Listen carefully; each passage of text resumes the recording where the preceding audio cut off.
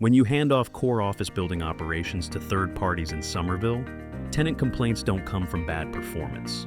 They come from ambiguity about who's actually responsible when something breaks.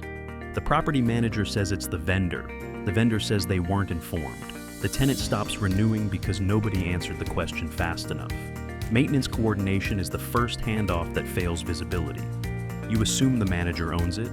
The manager assumes the contractor tracks it.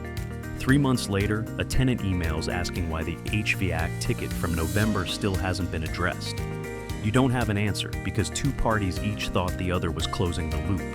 Invoice approval creates the second gap. The manager submits bills. You approve them. But if the manager also controls vendor selection and scope definition, you're signing off on decisions you never reviewed. A lender asks how you verify pricing.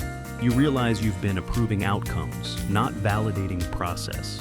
Tenant communication is the third exposure point. If the manager handles all tenant interaction directly, you lose the ability to track responsiveness before a complaint surfaces.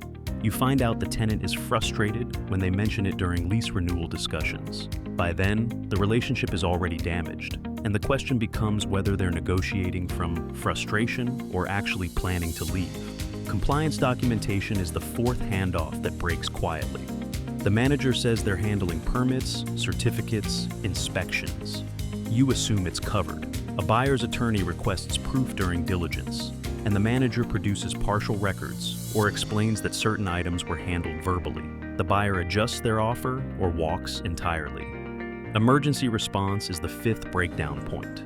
If the after-hours protocol lives entirely with the manager and you're only notified after decisions are made, you lose the ability to control cost exposure in real time. You see the invoice 3 weeks later, and the tenant already knows what happened. You can't rewrite the outcome. You can only explain why you didn't know it was escalating that way. Each handoff works until someone outside the building asks who authorized it.